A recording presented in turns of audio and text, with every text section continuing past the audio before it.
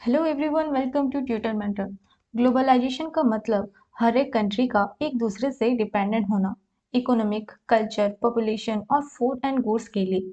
Globalisation के दौरान हर एक कंट्री को अपनी ज़रूरतों को पूरा करने के लिए आसान हो जाता है, जिससे कि हर कोई चीज़ आप इंपोर्ट कर सकते हैं और देश से या किसी और जगह से एक्सपोर्ट कर सकते हैं। पहले एजुकेशन सिस्टम हमारा कैसे हुआ करता था?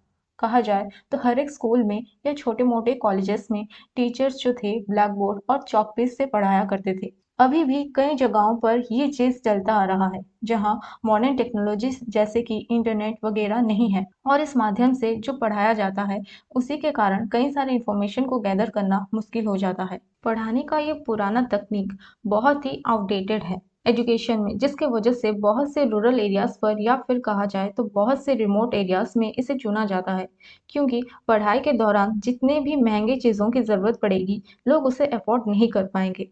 ट्रेडिशनल मेथड के जरिए सारे रीति रिवाज और धर्मों के बारे में पूरी सीख मिलती है, जिससे कि एक बच्चा अपने रहते हुए स्थान की रीत को, वहाँ के रिवाजों को अच्छे से जान सके और उसके बारे में पढ़ सके।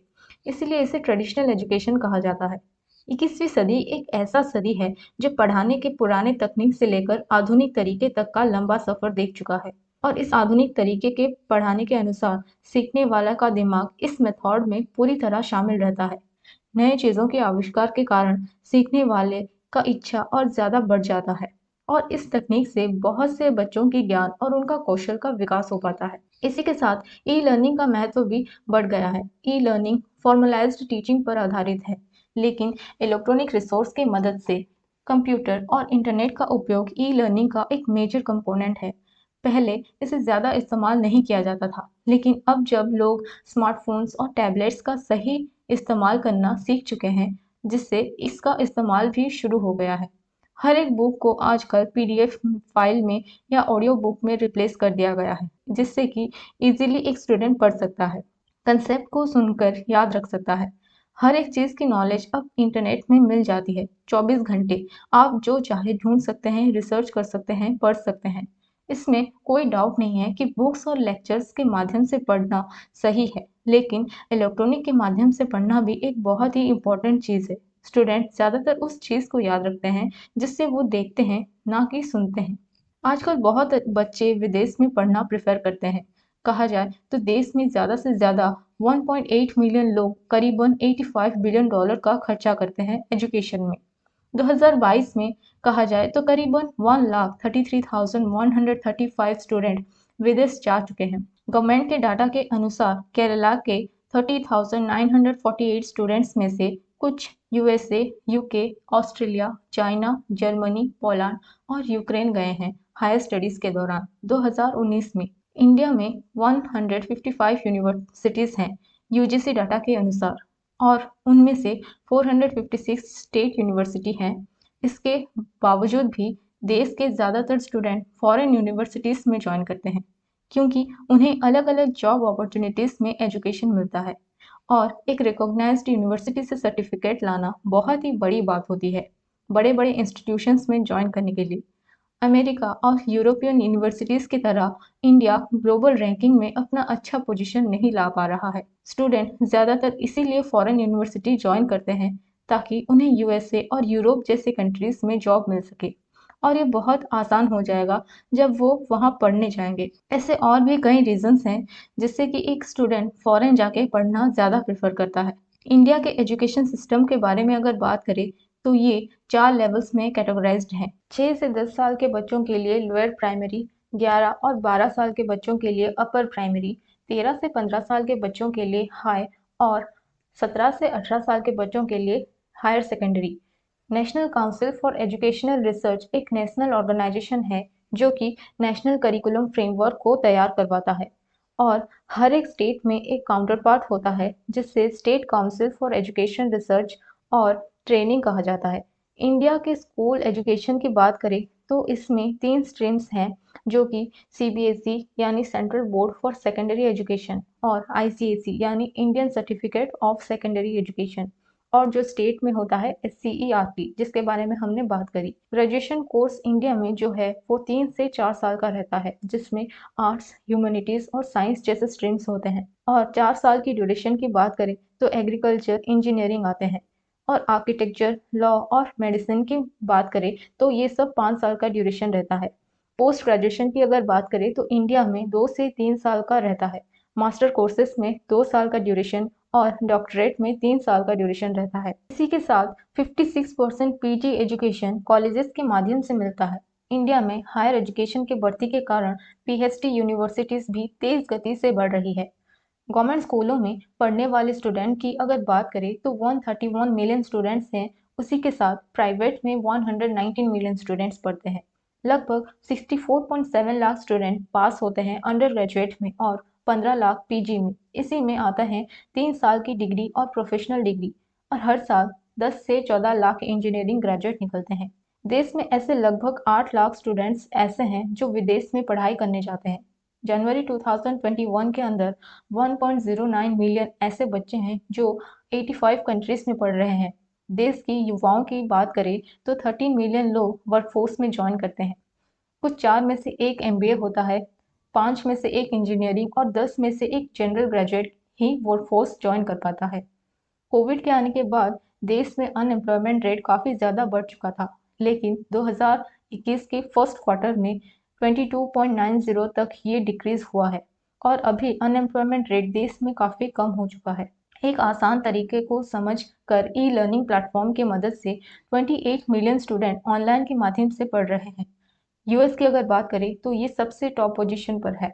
17 मिलियन स्टूडेंट्स ऐसे हैं जो ऑनलाइन लर्निंग कर रहे हैं। कोविड की वजह से पूरा वर्ल्ड जब लॉकडाउन में था तब ये ई एजुकेशन ही बेस्ट ऑप्शन था पढ़ाई के लिए। सारी यूनिवर्सिटीज़ के faculties online video conferencing platform के जरिए पढ़ाया करते थे, जैसे कि जूम, स्काइप, गूगल क्लासरूम। लेकिन रूरल एरियाज में ठीक पावर सप्लाई ना होने के कारण और इंटरनेट को अफोर्ड ना कर पाने के कारण उनको ऑनलाइन एजुकेशन के माध्यम से पढ़ना थोड़ा मुश्किल होता था। इसी की वजह से उन्हें प्री रिकॉर्डेड क्लासेस को व्हाट्सएप के माध्यम से भेजा जाता था ताकि वो अपनी सुविधा से पढ़ाई कर सकेंगे। एक एक्टेक का गोल ये है कि वो स्टूडेंट के आउटकम को आगे बढ़ाए और हर एक के पास एजुकेशन को पहुंचा पाए, जिससे इंस्ट्रक्टर के ऊपर रहता हुआ टीचिंग का बर्डन को कम हो सके। पेंडेमिक के दौरान क्लासरूम वगैरह बंद हुआ करता था। ऑनलाइन माध्यम से पढ़ना बहुत ही ज़्यादा बढ़ गया और ये फॉर्मेट इंट्रोड्यूस होने के बाद स्कूल से लेकर एडल्ट तक अब सुइटेबल कोर्सेज को आसानी से पढ़ पाएंगे। दूर में रहने वाले एक इंसान भी जिसके पास कोई फैसिलिटी ना हो, जैसे कि स्कूल, कॉलेजेस या इंस्टीट्यूशंस, या फिर कभी शहर ना आया हो, वो भी एजुकेशन को परस्यू कर सकता है और अपने गोल को अचीव कर सकता है।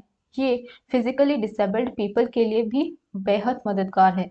जो बाहर नहीं जा सकते हैं वो अपने स्थान पर ही पढ़ाई कर सकेंगे। प्राइमरी, हायर और मेडिकल एजुकेशन पर अगर फोकस करेंगे तो 2014 से गवर्नमेंट ने नए आईआईटीज, आईआईएम्स, आईआईआईटीज, एनआईटी और एनआईडीज को सेटअप कर रहा है।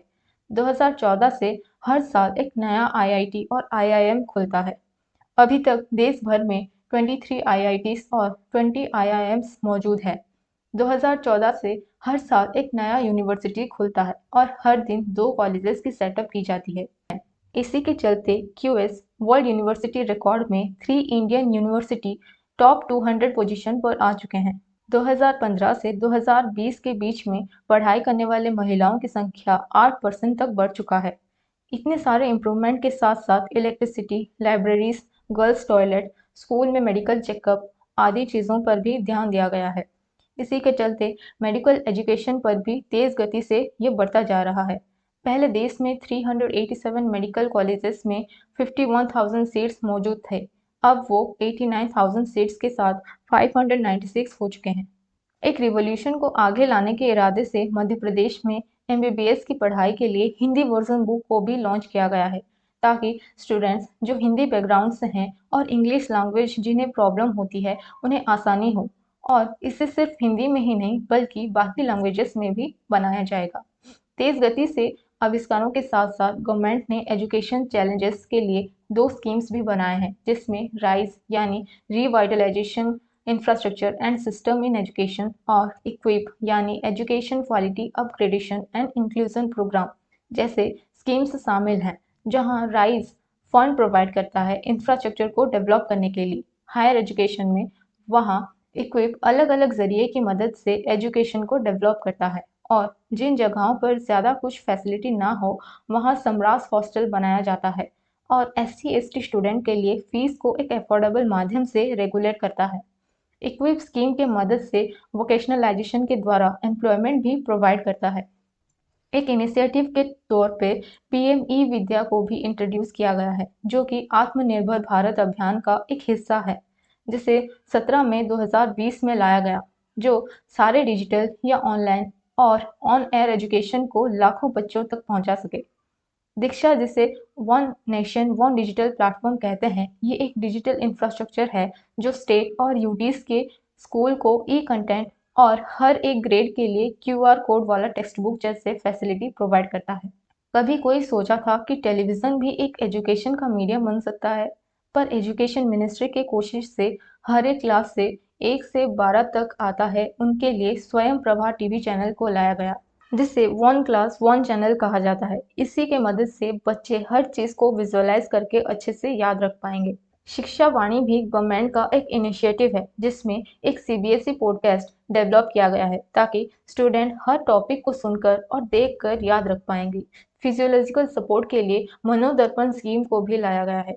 डेजी एक डिजिटल एसेसिबल इंफॉर्मेशन सिस्टम है जिसके द्वारा जो लोग देख या सुन नहीं सकते उन्हें पढ़ाने के लिए एक स्पेशल ई कंटेंट डेवलप किया गया है जिसमें साइन लैंग्वेज की मदद से पढ़ाया जाता है और ये कंटेंट NIOS वेबसाइट और यूट्यूब में मौजूद है।